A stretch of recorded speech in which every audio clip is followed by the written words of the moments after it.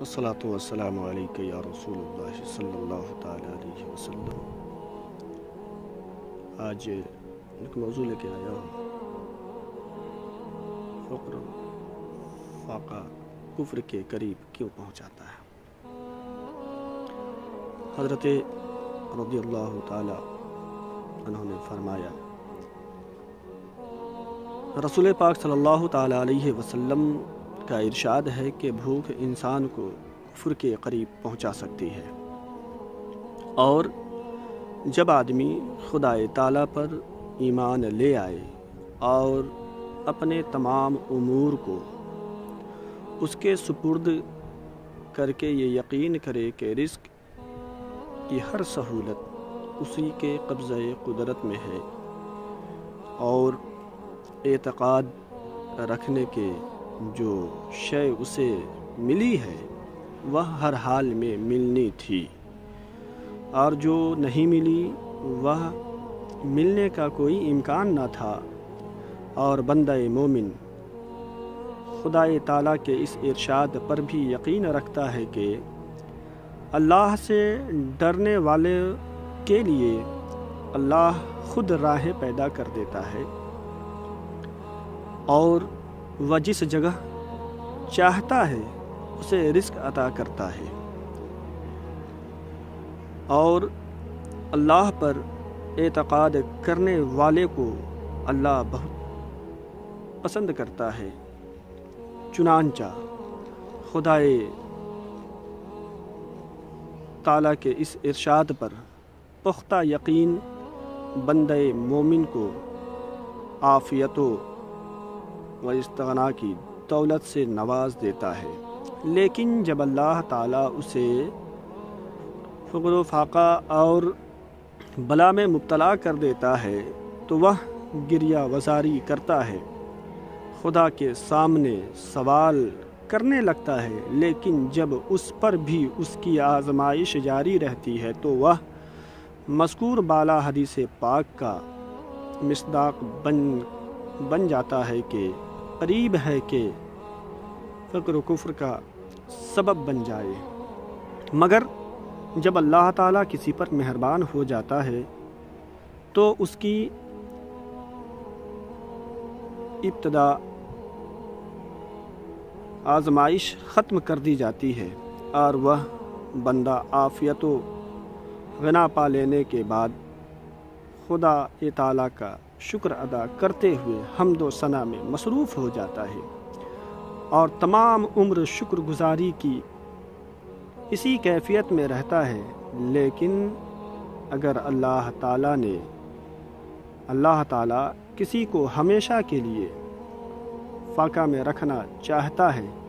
اور اس کی آزمائش کو ختم نہیں کرنا چاہتا تو ایمان کی امداد اس کے شامل حال نہیں ہوتی، اور وہ خدائے تعالیٰ پر معترض ہو جاتا ہے، اس پر تہمت لگانے لگتا ہے، اس کے وعدوں پر شک کرتا ہے، اور وہ اسی حالت کفر میں مر جاتا ہے۔ اللہ اکبر۔ کہ خدا سے ناراض ہو جاتا ہے، کہ خدا اس سے ناراض ہو جاتا ہے اور اس کی آیتوں کو جھٹلاتا ہے۔ رسول کریم صلی اللہ تعالی علیہ وسلم نے اسی حالت کی طرف اشارہ فرمایا ہے کہ قیامت کے دن لوگوں میں سب سے زیادہ سخت عذاب اس پر ہوگا جس کو اللہ تعالیٰ نے دنیا کی احتیاج اور آخرت کے عذاب میں مبتلا رکھا۔ ایسے گمراہ شخص حضور صلی اللہ تعالی علیہ وسلم نے بھی پناہ مانگی، اور ہم بھی خدا کی پناہ چاہتے ہیں۔ دوسرا انسان وہ ہے جسے خدائے تعالیٰ نے برگزیدہ بنا لیا، اسے اپنے خاص اور احباب میں داخل کر لیا، اور انبیاء کا وارث، اپنے اولیاء کا اور اپنے بزرگ اور باعظمت بندوں اور علماء حکماء میں شامل کر لیا۔ پھر اللہ کریم اسے صبر کے پہاڑوں کی رفعت اور رضا و مواقف کے دریاؤں کی گہرائی عطا کرتا ہے اور اسے قضاء و قدر اور اپنے فعل سے مستغنی کر دیتا ہے۔ اسے فعل خدا بندی میں فنا ہونے کی توفیق ملتی ہے۔ اسے خدا تعالی کی طرف سے عطا و محب کثیر ملتی ہے۔ وہ صبح و شام کی تمام ساعتوں میں ظاہر و باطن اور جلوت و خلوت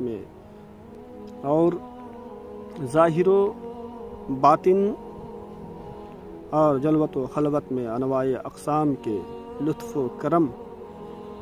اور طرح طرح کی بخششوں سے مستفید ہوتا ہے اور اپنے پروردگار سے جا ملتا ہے۔ یہ انعام خاص اس کی وفات تک جاری رہتی ہے۔ اب جو ہے رب تبارک و تعالی جب جسے جو دینا چاہے عطا کر دیتا ہے، لیکن جب کسی دوسرے بندوں کو نہیں ملتا نا، وہ پھر اس پہ ناشکری کا اظہار کرتا ہے، اور حتیٰ کہ یہاں تک کہ ناشکری کر جاتا ہے کہ وہ خدا کے علم اور اللہ کے رسول صلی اللہ تعالی علیہ وسلم کے بتائے ہوئے راستوں کو بھی چھوڑتا ہے۔ جب اللہ اور اس کے رسول کے راستے کو چھوڑ دیتے ہیں نا، تو پھر یہ کفر کے دہانے پہ پہنچ جاتے ہیں۔ اور میں تو یہی کہوں گا کہ رب جس حالت میں رکھے آپ اس کی شکر گزاری کریں اور کوشش کریں آپ اللہ اور اس کے رسول کے بتائے ہوئے راستے پہ چلنے کی۔ ظاہری سی بات ہے، جب اللہ اور اس کے رسول کے بتائے ہوئے راستے پہ جب آپ چلیں گے نا، تو طرح طرح کے آزمائش میں آپ کو ڈالا جائے گا۔ اب جب وہ تمام تر آزمائشوں سے آپ نکل کر جب رب کا شکر ادا کریں گے نا، پھر جا کر کے رب کا ایک معتبر بندہ اور اس کے قرب حاصل کرنے کا راستہ آپ کو